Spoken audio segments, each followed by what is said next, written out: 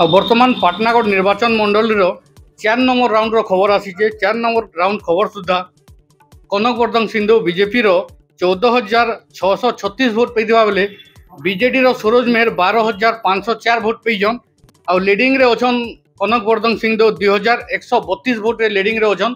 बर्तमान तक 4 number round सरी खपराखोल बेल्ट गंटी अच्छे 7 नंबर तक खपराखोल बेल्ट चलवा आ टोटाल 25 नंबर राउंड तक गंटी अच्छे।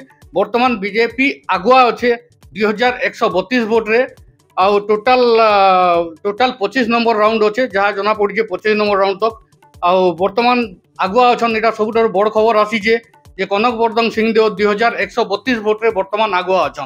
पाटनागढ़ मिर्चा न्यूज टीम ब्यूरो।